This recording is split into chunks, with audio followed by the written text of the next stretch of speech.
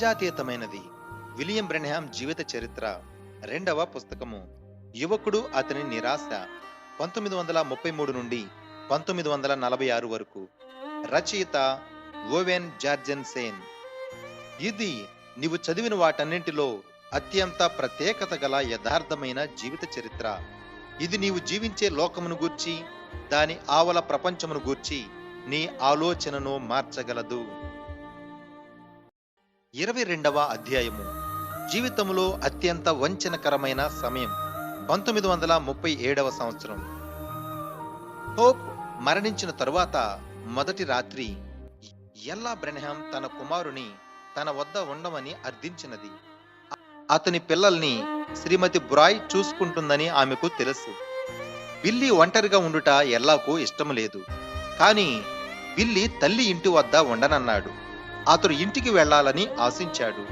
అతని ఇంటిలో విలువైన సామాగ్రి లేకపోయినను 2 గదులలో ఉన్న వస్తువులన్నింటినీ $10 కొనవచ్చును. అయినను ఆ చిన్న ఇల్లు వారి ఇల్లు. హోప్ ఎల్లప్పుడూ దానిని శుభ్రముగా ఉంచేది. హోప్ తన ప్రేమతో ఆ గృహమును నింపినది. ఇరుకైన ఆ అద్దె గృహమును ఆమె ఆహ్లాదకరమైన ఆకర్షణీయమైన గృహముగా మార్చివేసినది. బిల్లీ ప్రధాన ద్వారము గుండా నడిచి లోపలకు వెళ్ళగానే అతడు పొరపాటు చేశాడని గ్రహించాడు. ఆ స్థలములో ఆహ్వానము లేదు, జీవము లేదు, ఆనందము కలిగించే శక్తి లేదు. పడక గదిలోనికి నడిచి వెళ్లి మడత మంచం పైన చూశాడు. అక్కడ వార్తాపత్రిక కింద హోప్ చెప్పిన కవరు ఉన్నది. బిల్లీ దానిలోని నాణెములను మంచం మీద పోసి వాటిని లెక్క పెట్టాడు. అవి మొత్తము $2.80. 1 సంవత్సరం నుండి కొనాలని అతడు ఆశిస్తున్న 22 తుపాకీ కొనుటకు కావలసిన ప్రారంభపు చెల్లింపుకు 20 సెంట్లు తక్కువ అయ్యాయి. బిల్లీ ఈ డబ్బుతో ఆ తుపాకీ కొనాలని తన హృదయంలో నిర్ణయించుకున్నాడు. అతడు వైద్య ఖర్చుల నిమిత్తము వందలాది డాలర్లు అప్పులు చెల్లించవలసి ఉన్నప్పటికీ తన ప్రియమైన భార్య జ్ఞాపకార్థము ఆ తుపాకీ పూర్తిగా సొంతం అయ్యే వరకు నెలవారీ వాయిదాలు చెల్లించాలని ప్రమాణం చేశాడు. అతడు మంచం మీద పడుకుని నిద్రలో జారుటకు ప్రయత్నిస్తున్నాడు. ఒక ఎలుక వంటగదిలో ప్రవేశించి స్టవ్ మీదకు ఎక్కి ఇనుప చట్రం మీద పేపరును కదిలిస్తున్నది. ఆ శబ్దము బిల్లీకి హోప్ వంటగదిలో అల్మరాలో దాచిన చాక్లెట్ కాగితమును విప్పుచున్నట్లుగా అనిపించినది. అతడు లేచి కాలితో వంటగది తలుపును మూశాడు. అక్కడ తలుపు వెనుక కుక్కెము మీద హోప్ యొక్క లాంగు కోటు వ్రేలాడుచున్నది. ఇప్పుడు అతడు తన తల్లి ఇంటికి వెళ్లి ఉండవలసినది అని గ్రహించాడు. ఈ ఇంటిలోనున్న సమస్తము మృతదేహములను భద్రపరుచు స్థలములో ఉంచబడిన తన భార్యను జ్ఞాపకమునకు తెస్తున్నవి.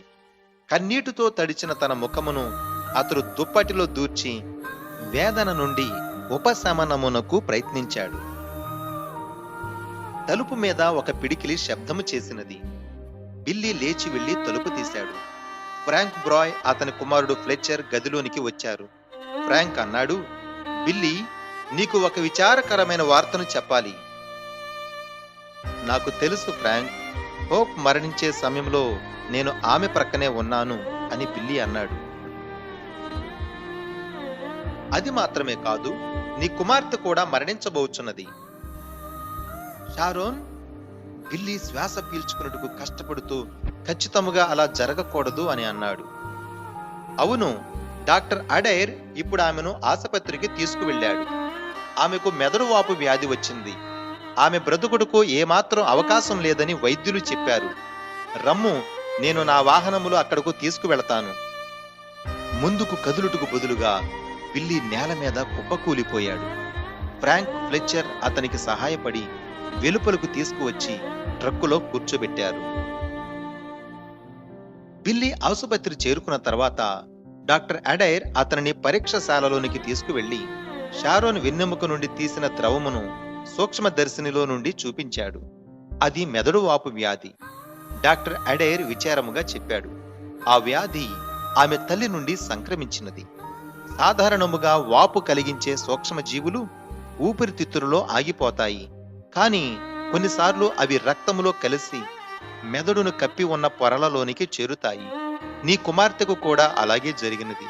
బిల్లీ, నన్ను క్షమించు, కానీ ఈ సమయంలో ఆమెను గూర్చి చేయగలిగినది ఏమీ లేదు. డాక్టర్, ఆమె ఎక్కడ ఉన్నది? నేను ఆమెను చూడాలి అని బిల్లీ అన్నాడు. ఆమె మెట్ల కింద ప్రత్యేకమైన గదిలో ఉన్నది, కాబట్టి నీవు ఆమెను చూచుటకు కుదరదు. ఆమెకున్నది అంటువ్యాధి. నేను చనిపోయినా లెక్క చేయను. నేను షారోన్ని ఇంకొకసారి చూడాలి. అతి కష్టం మీద డాక్టర్ అడైర్ తన నిర్ణయం మీద నిలవబడ్డాడు. బిల్లీ, నీవు చూచుటకు కుదరదు. బిల్లీ, అది మెదడువాపు వ్యాధి. నీవు దానిని నీ కోటి మీద తీసుకువెళ్లి బిల్లీ పాలకు అంటించగలవు. బిల్లీ కూర్చొని ముఖమును చేతులలో దాచి వెక్కి వెక్కి ఏడ్చాడు. నాకు కొంచెము క్లోరోఫామ్ ఇవ్వండి. నన్ను కూడా ఆమెతో మరణించనియండి. ఇంకా ఈ జీవితం నాకు ఎందుకు? నేను ప్రేమించినది అంతా పోయింది. డాక్టర్ అడైర్ తన స్నేహితుని వేదనను తన సొంత వేదనగా భావించాడు. బిల్లీ, నీవు ఇక్కడే ఉండు. బాధ నుండి ఉపశమనం పొందుటకు నర్సుతో నీకు ఔషధము పంపిస్తాను. డాక్టర్ అడైర్ ఆ గది నుండి వెళ్ళిపోగానే బిల్లీ మరొక తలుపు నుండి బయటకు వచ్చి క్రింద గది వైపుగా నడిచి వెళ్ళాడు. షారోన్ పసిపిల్లలు పడుక మీద పరుండి కండరాలు బిగుసుకొని పోవుట వలన ఏడుస్తూ అటూ ఇటూ కదులుచున్నది. ఒక పలుచని వస్త్రము దోమ తెరవలే ఆమె చుట్టూ వేయబడినది. కాని ఆమె కుదుపుల వలన ఆ వస్త్రము తొలగిపోయినది. ఈగలు ఆమె కనుల చుట్టూ ఉన్న తడిని పీలుస్తున్నాయి. బిల్లీ ఈగలను తరిమివేసి ఆ తెరను సరిచేశాడు. షారోన్ అని అతడు మెల్లగా పిలిచాడు. అతని వైపు చూచుటకు ఆమె తల తిప్పగా ఆమె పెదవులు వణుకుచున్నవి. ఆమె ఎంతగానో ప్రయాసపడినది. ఆమె కన్ను ఒకటి వెనుకకు తిరిగిపోయింది.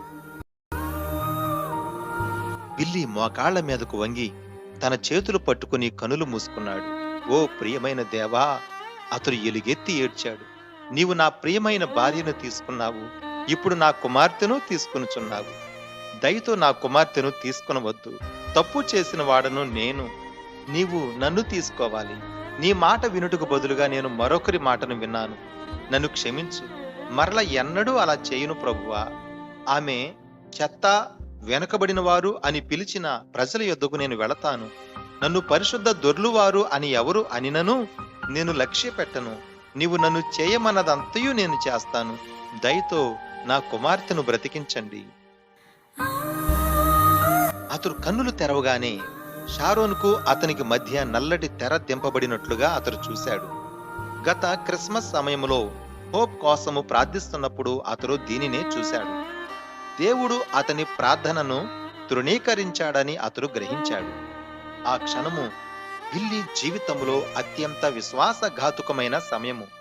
ఆ ప్రత్యేకమైన గదిలో కఠినమైన నేల మీద మోకరించి ఉండగా తన 9 నెలల కుమార్తె తనకు ఎదురుగా మరణస్థితిలో ఉండగా శోధకుడు అతని ప్రక్కగా గుసగుసలాడుచున్నాడు. నీవు దేవుడు ప్రేమయ్య ఉన్నాడని చెప్పావు. ఇదే నా ప్రేమ.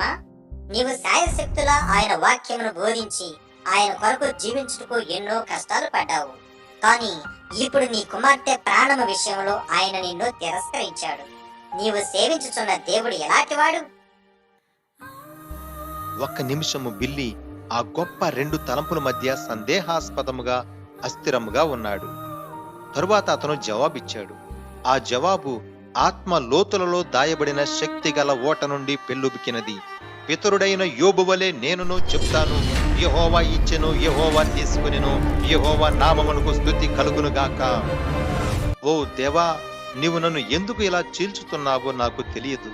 కాని నీ యందు నాకున్న విశ్వాసమునది ఎంత మాత్రమునో కదిలించలేదు.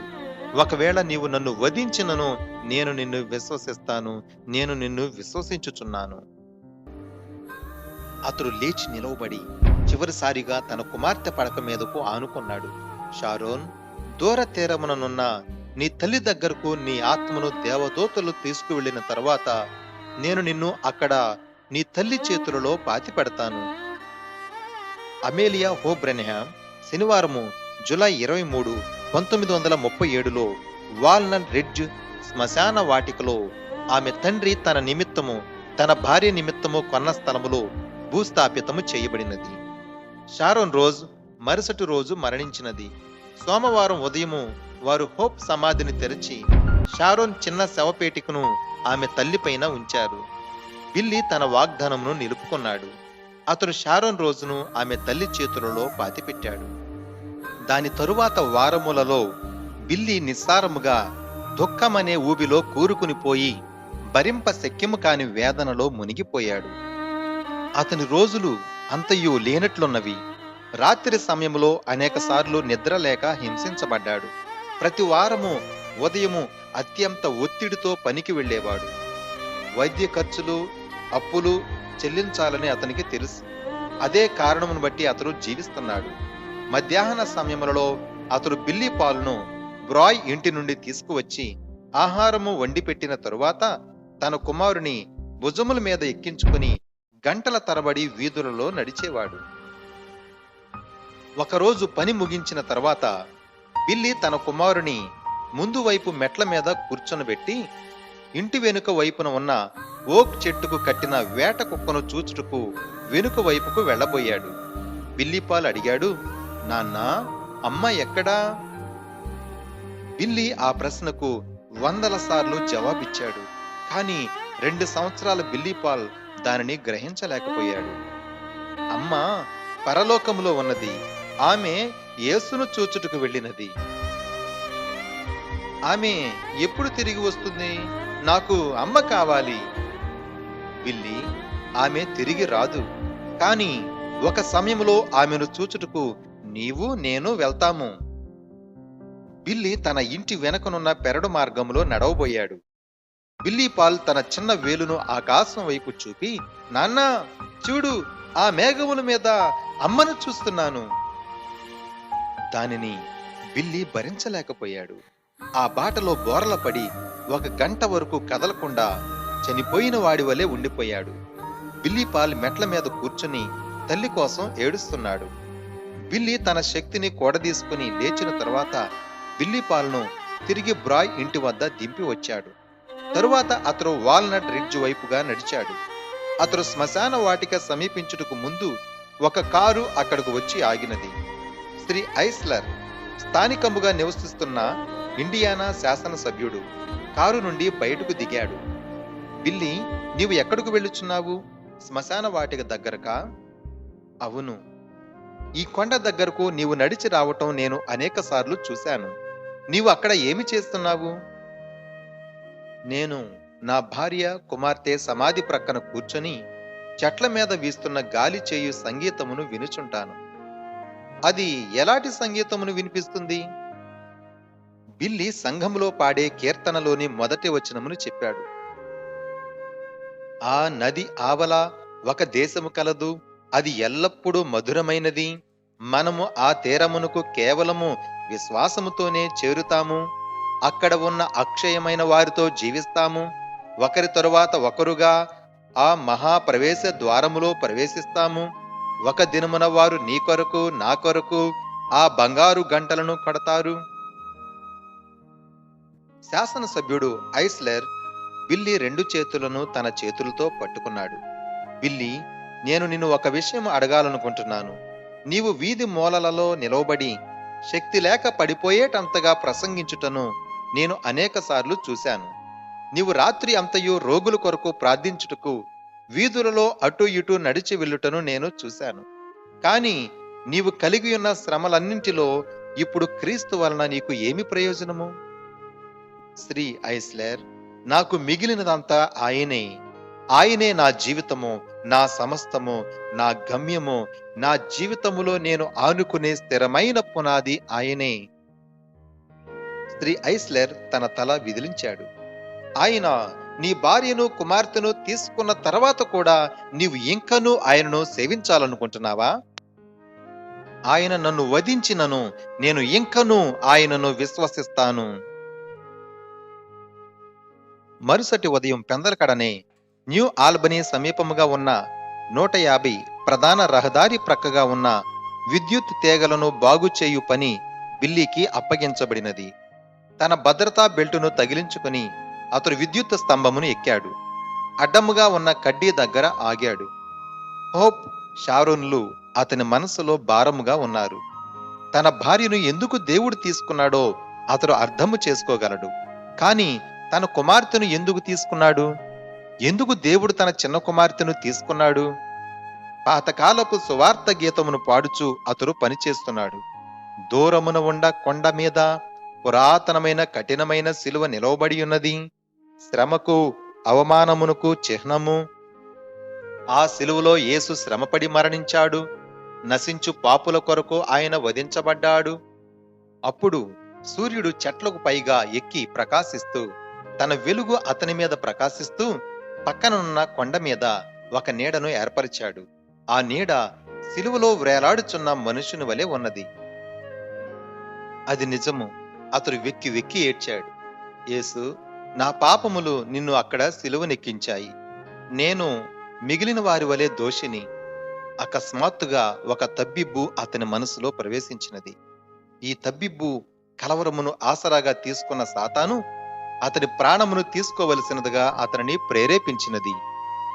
బిల్లీ తన చేతులకు ఉన్న పెద్ద రబ్బరు తొడుగులను చూశాడు. 2300 వోల్టుల అధిక విద్యుత్తు తీగలు తక్కువ వోల్టేజీ తీగల ప్రక్కగా వెళ్తున్నాయి. అతడు అవకాశములను ఆలోచించాడు. అది తప్పు, చాలా తప్పు. కాని ఆ క్షణములో అతని ఆలోచనలన్నీ స్పృహతో నిండి తప్పు ఒప్పుగా అనిపించినది. తన చేతులకు రక్షణగా ఉన్న రబ్బరు తొడుగును తీస్తూ అతడు అన్నాడు, ప్రియదేవా, ఈ పని చేయుటను నేను అసహ్యించుకొనుచున్నాను. కాని నేను పిరికివాడిని. వారు లేకుండా ఈ జీవితమును కొనసాగించలేను. ఆ విద్యుత్ తీగలను ముట్టగానే ఆ విద్యుత్ అతని రక్తమును మరిగించి ఎముకలను చెల్లాచెదురు చేస్తుందని ఎరిగి తన చేతిని 2300 వోల్టులు విద్యుత్ తీగల వైపు చాపాడు. షారోన్, నాన్న నిన్ను అమ్మను చూచుటకు వస్తున్నాడు. తరువాత ఏమి జరిగినదో అతనికి ఎన్నడూ తెలియదు. అతనికి స్పృహ వచ్చిన తరువాత అతడు నేల మీద కూర్చుండి ఉన్నాడు. అతని సేఫ్టీ బెల్ట్ ఇంకా స్తంభమునకు చుట్టి ఉన్నది. శరీరమంతా చెమటతో తడిచిపోయినది. అతడు వణికిపోచున్నాడు. ఇక ఆ రోజు ఏమాత్రం పని చేసే శక్తి లేక తన పనిముట్లను ట్రక్కులో వేసుకుని ఇంటికి వెళ్ళిపోయాడు. ముందు వసారాలోని తపాలా పెట్టెలో అనేక ఉత్తరాలు పోగుపడి ఉన్నాయి. బిల్లీ వాటిని తీసుకుని ఇంటిలోనికి వెళ్లి వంటగదిలోని బల్ల మీద పరిచాడు. సాధారణముగా నెల నెల వచ్చే బిల్లులతో పాటుగా ఊహించని రీతిలో ఒక ఉత్తరము ఉన్నది. అది అతని బ్యాంకు నుండి వచ్చినది. చిరునామా మిస్ షారోన్ రోజ్ అని వ్రాయబడినది. ఆ కవరు తెరిచేటప్పుడు బిల్లీ చేతులు వణికాయి. తర్వాత అతను గ్రహించాడు. బ్యాంక్ ఆమె 80 సెంట్స్ను పంపినది. క్రిస్మస్ కు కొద్ది రోజుల ముందు అతడు షారోన్ కొరకు ప్రారంభించిన పొదుపు ఖాతాను గూర్చి మరిచిపోయాడు. అది కొద్ది ముందుగా. అతని మానసిక స్థితి కుప్పకూలినది. ఆ భయంకరమైన జ్ఞాపకము వరద వలె అతని మనస్సును ముంచెత్తాయి. అతడు ప్రార్థించాడు, యేసు, నేను చిన్నవాడిగా ఉన్నప్పుడు అనేకసార్లు ఆకలి బాధలు పడ్డాను. అందరూ నన్ను ఎగతాళి చేశారు, ఆడంగివాడు అని పిలిచారు. నేను ఎంతో ఒంటరితనమును అనుభవించాను. నేను క్రైస్తవుడును అయిన తర్వాత నాకు సొంత కుటుంబమును ఇంటిని నీవు ఇచ్చావు. నేను సరిగా జీవించుటకు ప్రయత్నించాను. ఇప్పుడు నీవు సమస్తమును నా నుండి తీసివేశావు. నేను ఎంతగానో హింసింపబడుచున్నాను. ఈ జీవితమును ఇలా ఎంత మాత్రము కొనసాగించలేను. ఓ దేవా, నన్ను కూడా ఎందుకు తీసుకోవు? మరలా అపవాది బిల్లీ మనసును మంచువలే తర్కముతో ప్రశ్నలతో నింపివేశాడు. ఒక నిమిషము బిల్లీ దేవుని హస్తమును చూడలేకపోయాడు. ఆ వంచనకరమైన సమయంలో ఒక చెడ్డ కార్యము చేయునట్లుగా ప్రేరేపించాడు. బిల్లీ తన గేమ్ వార్డెన్ రివాల్వర్ను వంటగది తలుపు వెనుకనున్న కొక్కెమునకు బెల్టుతో తగిలించాడు. ఆ తుపాకీ చేతిలో తీసుకుని స్టవ్ ప్రక్కన ఉన్న మంచముకు సమీపముగా నేల మీద మోకరించాడు. ఆ తుపాకీ గొట్టమును తలకు ఆనించి మీటను నొక్కుతూ గట్టిగా ప్రార్థించాడు. పరలోకమందున్న మా తండ్రి, నీ నామము పరిశుద్ధపరచబడునుగాక, నీ రాజ్యము వచ్చునుగాక, నీ చిత్తము. అతడు చాలా బలముగా ఆ మీటను నొక్కాడు. కాని ఆ తుపాకీ పేలలేదు. తనలోని శక్తి అంతా ఉపయోగించాడు. కాని చంద్రవంక వలె ఉన్న మీట ఎంత మాత్రమూ కదలలేదు. చివరికి అతడు తన ప్రయత్నమును విరమించి ఆ తుపాకీ ప్రక్కన విసిరివేశాడు. అది నేలను తాకగానే అది ప్రేలినది. బుల్లెట్ గోడలోనికి దూసుకు వెళ్ళినది. బిల్లీ మంచం మీద అడ్డముగా పడ్డాడు. ఓ దేవా, నీవు నన్ను ముక్కలుగా చీల్చివేస్తున్నావు. నీవు నన్ను చనిపోవుటకు కూడా అనుమతించటలేదు. తరువాత అతడు చాలాసేపు ఏడ్చి నిద్రలోనికి జారుకున్నాడు. అతడు కల కన్నాడు. అది సాధారణ కలవలే లేదు. అస్పష్టమైన అంచులు వలె ఉన్నాయి. ఆ అంచులు తక్షణముగా ప్రస్ఫుటముగా కనిపిస్తున్నాయి. అతడు నిజముగా అక్కడే ఉన్నట్లుగా ఆ దృశ్యములు మనస్సులో ముద్రించబడ్డాయి. పశ్చిమ దిశలో ఉన్న పచ్చిక బయలులో అతడు ఉన్నట్లుగా కలగన్నాడు. ఎడారి బాటలో నడుస్తూ ఒక ప్రసిద్ధ జానపద గేయమును పాడుచున్నాడు. ఆ వ్యాగను బండి చక్రము విరిగిపోయినది, ఆ పశువుల క్షేత్రములో అమ్మకమునకు అనే ప్రకటన కనిపించుచున్నది. బిల్లీ ఒక వ్యాగను ప్రక్కగా నడుస్తున్నాడు. ఆ వ్యాగను బండి ముందు చక్రములలో ఒకటి విరిగిపోయినది. దానిని బట్టి ఆ బండి ఒక ప్రక్కగా ఒరిగిపోయినది. ఆ విరిగిన చక్రము వైపు ఆ వ్యాగనుకు ఆనుకొని ఒక అందమైన యువతి నిలవబడి అతన్ని గమనించుచున్నది. గాలికి ఆమె తల వెంట్రుకలు కదులుచున్నాయి. ఆమె నీలి కనులు సూర్యుని వెలుగులో ప్రకాశిస్తున్నాయి. బిల్లీ ఆమె ప్రక్కగా నడుస్తూ తన కౌబాయ్ టోపీ తీసి ఆనందముగా పలకరించాడు. అమ్మా, శుభోదయము. ఆమె జవాబిచ్చినది, శుభోదయము నాన్నా. బిల్లీ ఆగి తెల్లని వస్త్రములు ధరించిన అందమైన యువతిని తేరి చూశాడు. ఆమెకు సుమారు 20 సంవత్సరములు ఉన్నట్లు అనిపిస్తున్నది. నీవు నా వయసు అంత ఉండగా నేను నీకు తండ్రిని ఎలా అవుతాను అని బిల్లీ అన్నాడు. ఆమె విశాలముగా నవ్వినది. ఆమె పలు వరుస మెరిసినది. నాన్న, ఇప్పుడు మీరు ఎక్కడ ఉన్నారో తెలియదు. భూమి మీద నేను నీ చిన్న షారోన్ రోజును. షారోన్, కానీ నీవు చాలా చిన్న బిడ్డవు. ఇక్కడ చిన్న బిడ్డలు ఉండరు నాన్న. మనమందరము ఒకే వయస్సులో ఉంటాము. మనము అక్షయులము. నా సహోదరుడు బిల్లిపాలి ఎక్కడా? అతనిని కొద్దిసేపటి క్రితమే శ్రీమతి బ్రాయ్ వద్ద వదిలి వచ్చాను. షారోన్ చెప్పినది, నేను బిల్లీపాల్ కోసం ఇక్కడ నిరీక్షిస్తాను. నీవు ఇంకా ముందుకు వెళ్ళి అమ్మను చూడవచ్చు కదా. ఆమె నీకోసం మీ నూతన గృహములో ఎదురు చూస్తున్నది. నూతన గృహమా? బ్రెన్హాములకు ఎన్నడూ స్వంత గృహములు లేవు. మేము ఎల్లప్పుడూ స్థిర నివాసము లేని వారముగా ఉన్నాము. నాన్న, నీకు ఇక్కడ గృహము ఉన్నది, చూడుము. ఆమె మార్గము చూపించినది. ఆ మార్గము చివరలో కొండ పైభాగమున ఒక శ్రేష్టమైన భవంతి కనిపించినది. సూర్యుడు అప్పుడు ఆ భవంతి పైకప్పుకు కిందగా దిగాడు. సూర్యకిరణము ఆ రాజ్యభవనము కప్పు నుండి అలసిన ప్రయాణికులకు దారి చూపుచున్నట్లుగా ప్రకాశిస్తున్నాయి. బిల్లీ పరిగెత్తుట ప్రారంభించాడు. అతడు దాని దగ్గరకు సమీపిస్తుండగా దేవదూతల గానము వినిపించుచున్నది. నా గృహము మధురమైన గృహము. కొండ అడుగు భాగము నుండి ప్రధాన ద్వారము వరకు మెట్లు ఉన్నాయి. తెల్లని వస్త్రములు ధరించి హోప్ ద్వారము యొద్ద నిలవబడి ఉన్నది. చల్లటి చిరుగాలికి ఆమె నల్లటి పొడవైన వెంట్రుకలు కదులుచున్నవి. బిల్లీ ఆ మెట్ల వరుస మీదకు దూకి ఒక్క అంగలో 3 మెట్లకు చొప్పున ఎక్కాడు. అతడు పైభాగమునకు చేరుకున్న తర్వాత ఆమె పాదముల వద్ద పడ్డాడు. హోప్ మృదువుగా లేచి నిలవమని అడిగినది. బిల్లీ చెప్పాడు, హోప్, ఇప్పుడే ఆ క్రింద మార్గములో నేను షారోన్ను కలిశాను. ఆమె ఎంతో అందమైన యువతిగా మారినది.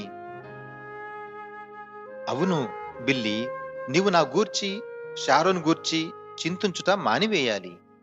అని నా వలన కాదు, మీ ఇద్దరి గూర్చి నేను ఎంతో ఒంటరితనమును అనుభవిస్తున్నాను. బిల్లీపాల్ ఎల్లప్పుడూ నీకోసం ఏడుస్తున్నాడు. అతన్ని ఎలా సముదాయించాలో నాకు తెలియటలేదు. నేను షారోన్ మీ ఇద్దరి కంటే ఎంతో మెరుగైన స్థితిలో ఉన్నాము. ఇక ఎన్నడూ మా గూర్చి చింతించనని వాగ్దానము చెయ్యి బిల్లీ. హోప్ తన చేతిని అతని భుజం మీద వేసి వీపు తట్టినది. భూమి మీద ఆమె ఎప్పుడూ అలాగే చేసేది. బిల్లీ, నీవు చాలా అలసిపోయినట్లు కనిపిస్తున్నావు. రోగుల కొరకు ప్రార్థించి నీవు అలసిపోయావు. నాతో లోపలికి రమ్ము, నీవు కూర్చుని విశ్రాంతి తీసుకోవచ్చు. ఆమెతో కలిసి అతడు ఆ రాజభవనంలోనికి నడిచి వెళ్ళాడు. అక్కడ ఆకుపచ్చని మోరిస్ కుర్చీ ఉన్నది. అలాంటి కుర్చీనే వాయిదాలు సరిగా కట్టలేకపోయినందుకు అతడు ఫైనాన్స్ కంపెనీకి ఇచ్చివేయవలసి వచ్చినది. హోప్ అడిగినది, నీకు ఆ కుర్చీ జ్ఞాపకము ఉన్నదా? బిల్లీ గొంతుకు అడ్డుపడినది. అవును, నాకు ఎంతో జ్ఞాపకము ఉన్నది. వారు దీనిని తీసుకువెళ్లరు. ఆమె అతనికి హామీ ఇచ్చినది. దీని వెల చెల్లించబడినది. నాకు అర్థం కాలేదు. నీవు ఇప్పుడు తిరిగి వెళుచున్నావు. బిల్లీ, నా గూర్చి షారోన్ గూర్చి ఎన్నడూ చింతించనని నాకు ప్రమాణము చేయుము. హోప్ ఆ వాగ్దానము చేయలేను. కాని హోప్ అకస్మాత్తుగా వెళ్ళిపోయినది. బిల్లీకి మెలకువ వచ్చినది. ఇంకా అతడు చీకటి వంటగదిలో మంచం మీదుగా మోకరించి ఉన్నాడు. అతడు లేచి నిలవబడి ఆ చీకటి గదిలో కలియజూశాడు. ఒక అదృశ్య హస్తము ఆయన భుజం మీద ఉన్నట్లుగా అనిపించినది. హోప్, నీవేనా? ఆమె వీపును తట్టుచున్న అనుభూతి తెలుస్తున్నట్లు అనిపించినది. హోప్, నీవు గదిలో ఉన్నావా? ఒకవేళ అలా ఊహిస్తున్నాడా? లేక ఆ స్వరము మెల్లగా గుసగుసలాడుట వినుచున్నాడా? నా కోసం చింతించనని వాగ్దానము చేయుము. బిల్లీ అన్నాడు, హోప్, వాగ్దానము చేస్తున్నాను.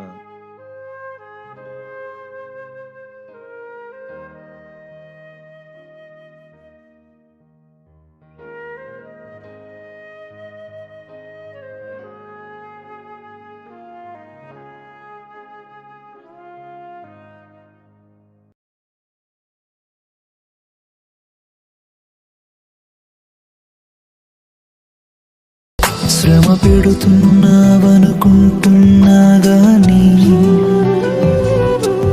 నన్ను మరచిపోతివనుకుంటున్నా గాని శ్రమ పెడుతున్నావనుకుంటున్నా గాని నన్ను మరచిపోతివనుకుంటున్నా గాని శ్రమల కొలిమిలో పుటమి వేయుచున్నావని ఓర్పు నేర్పి నన్ను మార్చుచున్నావని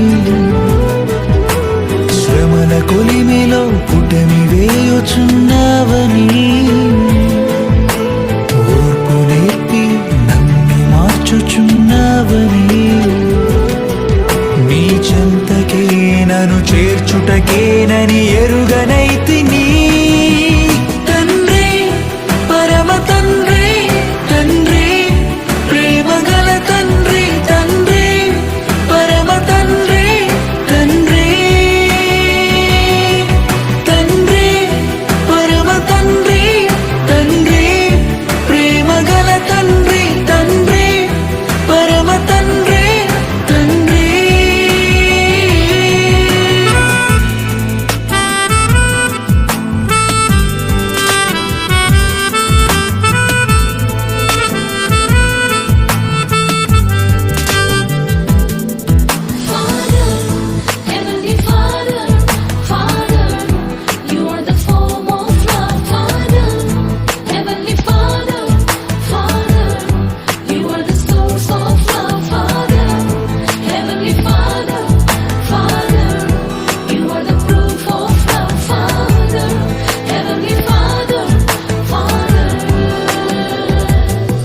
శోధించుచున్నావు అనుకున్నా గాని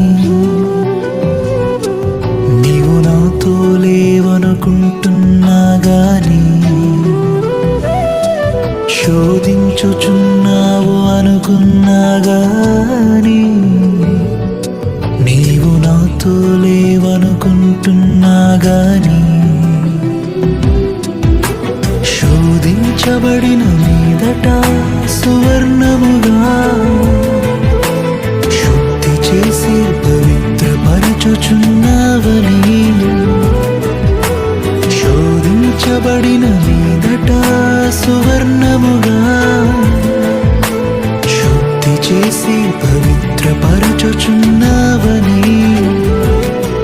నీ రూపముకే నన్ను మార్చుటకేనని ఎరుగనైతిని. తండ్రి, పరమ తండ్రి, తండ్రి, ప్రేమగల తండ్రి, తండ్రి, పరమ తండ్రి, తండ్రి, తండ్రి, పరమ తండ్రి, తండ్రి, ప్రేమగల తండ్రి, తండ్రి, పరమ తండ్రి, తండ్రి.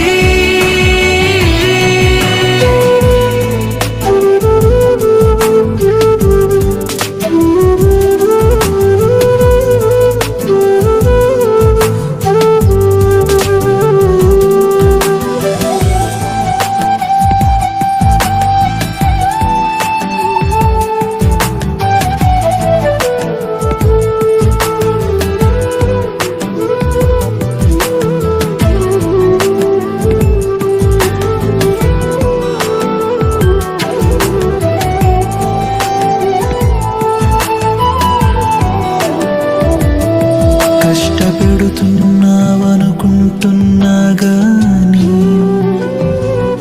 దూరమైపోయావనుకుంటున్నా గాని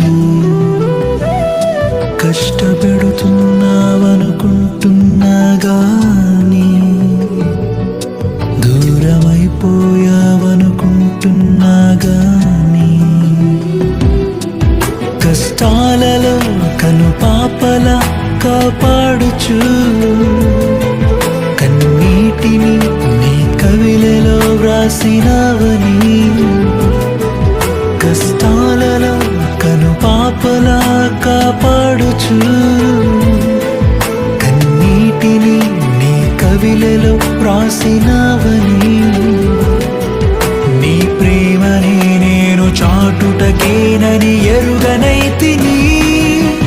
తండ్రి, పరమ తండ్రి, తండ్రి, ప్రేమగల తండ్రి, తండ్రి, పరమ తండ్రి, తండ్రి, తండ్రి, పరమ తండ్రి, తండ్రి, ప్రేమగల తండ్రి, తండ్రి, పరమ తండ్రి, తండ్రి. తండ్రి, ఎంత జాలయా నాన్న, ఎంత ప్రేమయా తండ్రి, ఎంత జాలయా నాన్న, ఎంత ప్రేమయా. అబ్బా అని పిలచుటకు అర్హతనిచ్చితివి, నీ రూపముకే నన్ను మార్చుటకు ప్రాణమునిచ్చితివి.